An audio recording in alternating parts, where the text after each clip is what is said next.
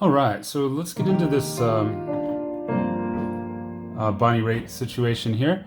I Can't Make You Love Me, and I looked at the track, and it is I guess Bruce Hornsby on the piano part, which explains part of the niceness there. Excellent player and good arrangement here. So true to form, like we've got relatively straightforward chord changes here. It's essentially E flat, G minor, E flat, B flat, and then G minor, C minor. They're pretty on their own, but Bruce is adding a lot of extensions into the chords and just really filling it in with some steps and making it nice. So a good thing to study here. I think we'll pick up some tricks. Yeah, let's take a look at it. So the overall key is B flat. So we're gonna have the two flats in there, B flat and E flat, and we're starting on what I would call the four chord here. But pretty straightforward in the beginning. We've got an E flat octave down low, and just a nice second inversion E flat chord up here, B flat, E flat, G flat. So, and then we get into the nice stuff here. We got this guy. So he's calling this G minor 9. Anytime you see a high number there, you're basically thinking of G minor 7. So there's the meat and potatoes there, the root and the 7th. The third would normally be B flat, but he's got it up here. The 9th is this A right there, so kind of really making a crunch there. He's also adding I would call that the 11th, this C and this F in there. That's just the 7th. But together, these three, it's a really crunchy sound, but it does work voice there. So our first really thick chord, you notice the left hand's really open there. All the cluster action is in the right hand. But G minor 7 is essentially what's going on. Let's take a look at it in the context. So got a 7th in the low, and he kind of savors that sound, just hangs on it, hits it again. So just kind of copying the melody, keeping that F on top, goes down to the B flat there, and then another E flat, but this time, all the E flat notes are there, but he's got the 9th on top here. Really adds some nice character to it. So even, again, simple chords, but lots of extensions, the 9th, the 4th, the 9th on the G minor, all good stuff. So let's take a look at that one more time. Left hand wise, we're just doing octaves and 7ths there, and then down lands on the 5th. All right, cool. So one more time here. Let's get it all together. Same chord, D, F, E flat. Cool. And then we're starting on that same G we just played in the chord, same left hand, E flat, B flat. Okay, and another crazy voicing for this B flat. He's going to put the 3rd in the bass, which is D. Okay, and then F, B flat, C, F. And this is the oddball on this one. Again, another 9th, really.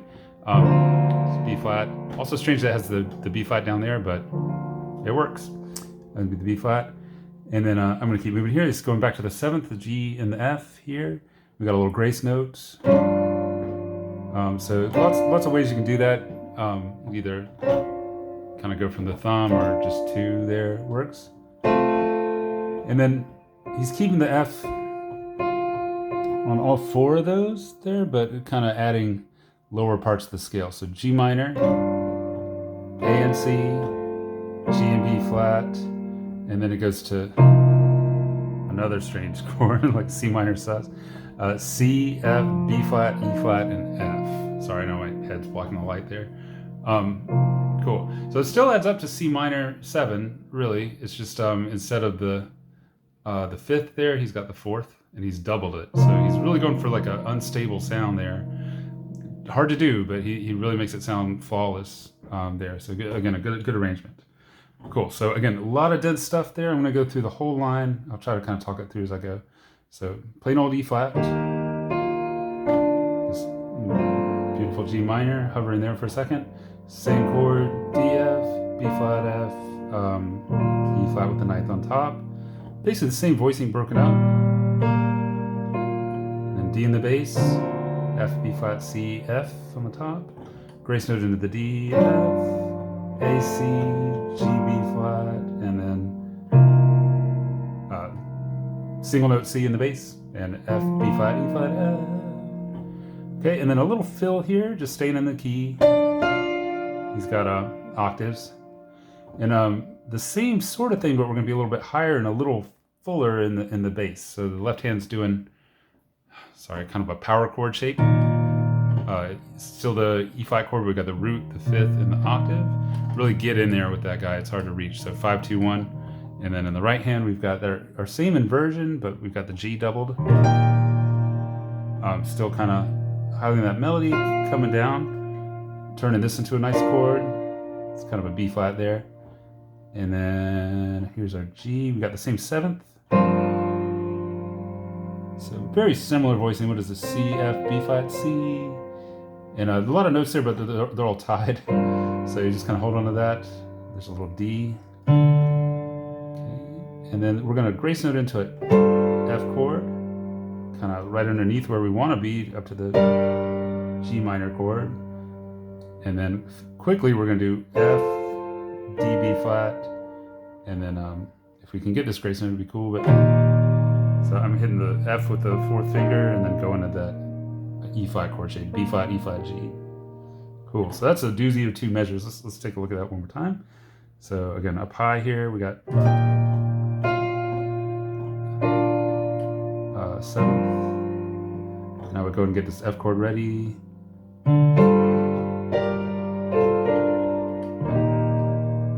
Same shape. Really nice stuff there, I like that. And then same left hand chord, E flat, B flat, E flat. 8 notes here, G, B flat, 2 note grace note. Very bluesy. Big jump in the left hand, D and B flat. And our B flat chord there. Hopefully that's watchable. Okay, another C minor with this F kind of highlighted on top. Plain C minor chord, but with the B flat stepping into it. F, B flat, and D. And then into the verse, which is essentially the same thing, you know.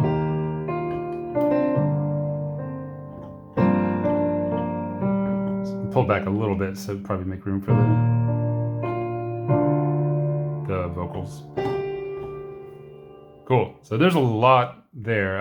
Again, I would go, I think 2 measures at a time. It sounds like a lot, but I know you've got the patience to kind of do that sort of thing. Cool. So let me step through that second line with you one more time here, just kind of break it down. So, all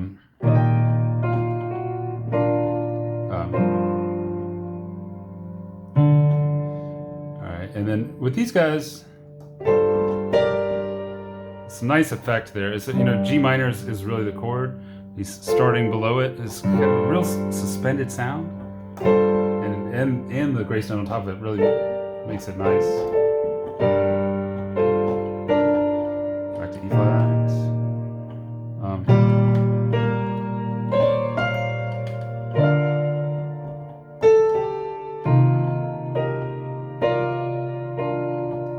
And then it's kind of open in there. If you want, I would go ahead and hit that E flat if you want to start there. Or even, yeah, something along those lines.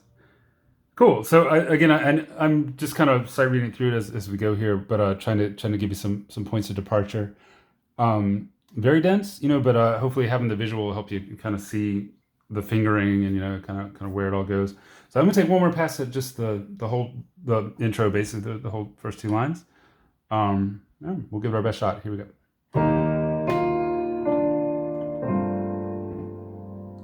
You can let that ring a little bit. It's very nice. Same chord. Okay.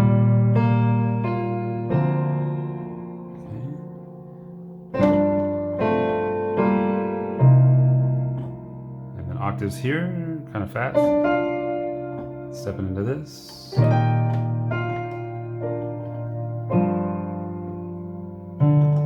Underneath.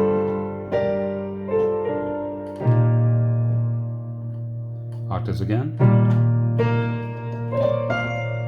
Ah, big jump in the left hand there.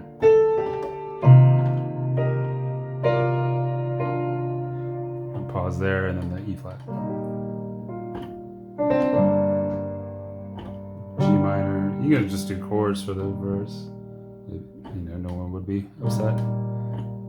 B flat. Where's it go? G minor, C minor, something like that. Cool. So again, obviously there's more to the tune, but that intro is a master class in adding notes to chords, stepping around the chord, like underneath and back. And it can be done. Whatever chord you have, we'll use E flat since that's what he's doing. Any of these chords you can make from the key. It takes a little trial and error, but E flat, and if you think F major and back. E flat, F, E flat. You can mix it with D minor. All right, so instead of just doing E flat, kind of hanging out, if it's a slow song, you got a lot of time, you can do some of the other chords from the key. To me, it helps that they're next to each other.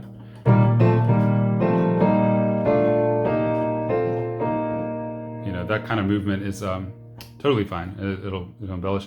You can even eventually turn it into broken lines. Sorry, that was sloppy. Let's try again.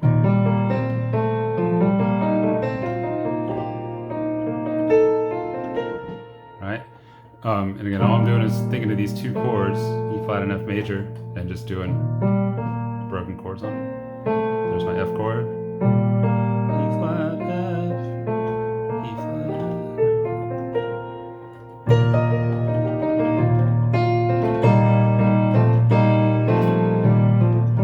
Maybe try the D minor. Cool.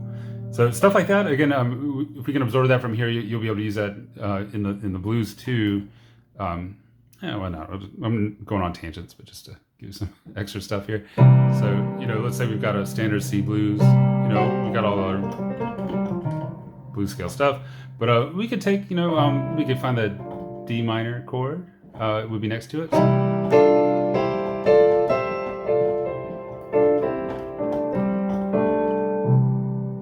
Some nice lines there. Try the same thing with the when it goes to the F. Maybe G minor. Right? Get the F.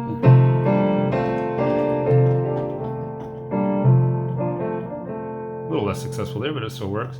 And then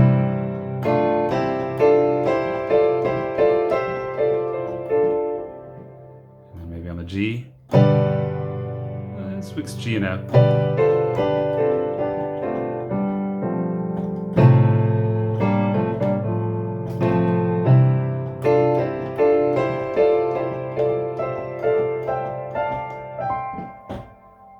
Cool. So again, just another way to kind of get some nice churchy type chops in there. And if you start with the solid ones, nothing says you can't break those up. So again, if you got a long C7,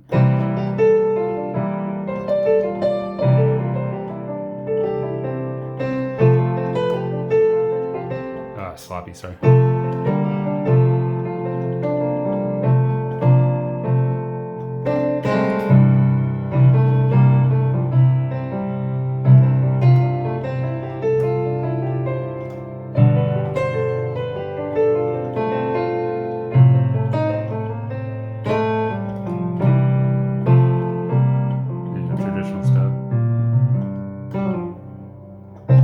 Good. So if you had to give that like a fancy name, I would call it triad pairs. But it's really, again, just picking two chords from the key, most of the time right next to each other, and either doing them as solid chunks, doing the inversions, or breaking them up. Cool. So some stuff to play with. Hopefully that helps a little bit. And again, a beautiful tune. I think we'll get a lot out of this one. So have fun with it, and I look forward to seeing you soon. All right.